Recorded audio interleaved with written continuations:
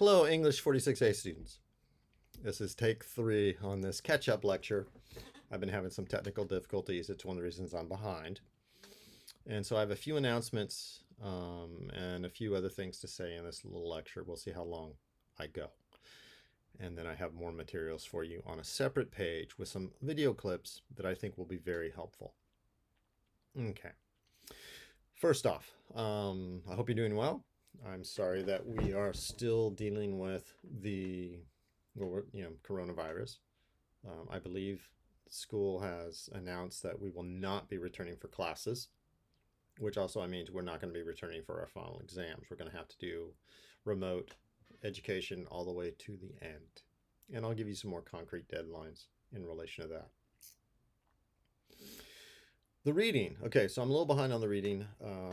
That is, I'm not behind on the reading. I'm behind in giving you exercises and lectures and helpful material with the reading.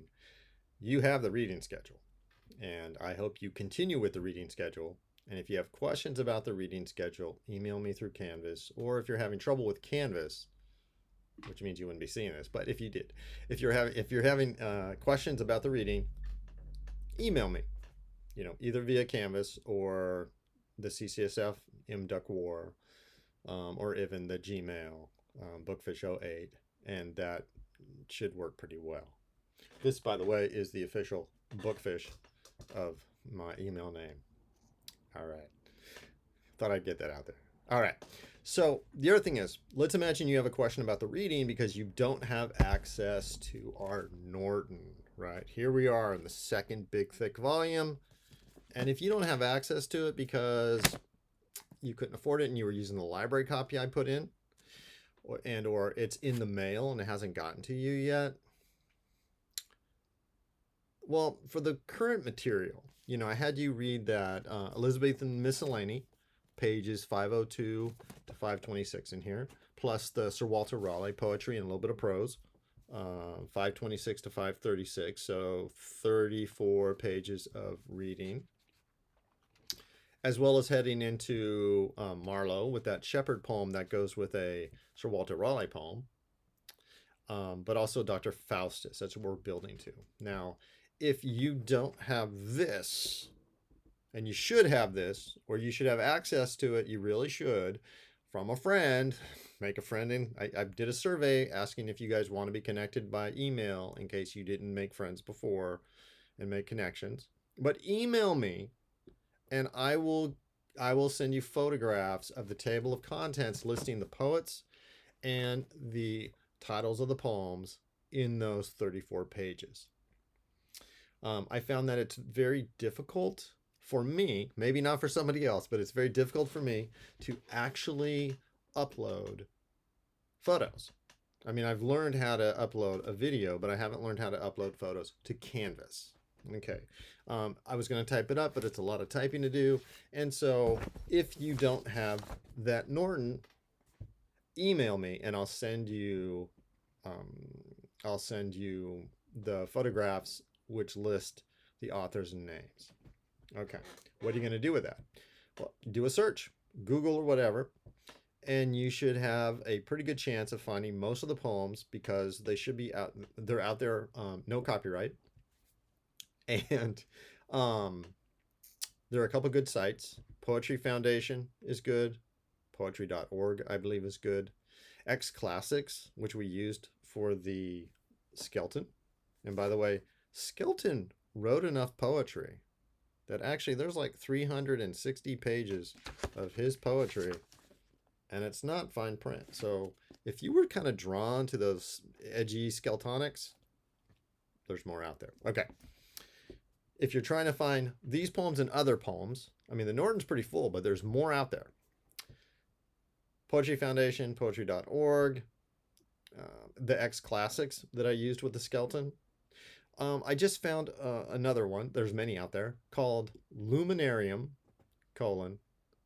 Anthology of English Poetry. Luminarium, Luminarium, Anthology of English Poetry.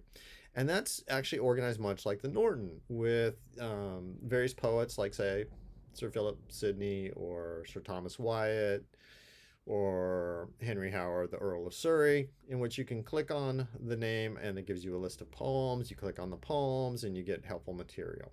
So that's out there. I was gonna type all this up. I was gonna send it off as a photograph, but I think I'll reach out to those students who need a little bit of help finding which poems are we reading. Okay. Next, keep reading. The Norn's got so much helpful information that you probably don't really need my help. Okay. My help is meant, I'm here to help you a little bit, nudge you along, give you expectations, etc. So you can keep reading and we'll play catch up with this material that I'm putting here. My 1B class is getting more exercises per item at this point because that's the sort of way a 4-unit 1B is. We're a 3-unit mostly lecture class. But I'm supposed to see that you're attending and giving you some things to do. That's why we've had the everyman material. Okay. Okay. Next, besides keep reading, I'm going to also send you today or tomorrow, depending on how the tech works, 2 film clips. The first film clip is a sort of animated version, and I mean that in a good way, of Sir Walter Raleigh and his poem The Lie, which is a social satire, social commentary, poem of integrity, attacking corrupt institutions in life, in society, in the kingdom of England. You might relate to the tone.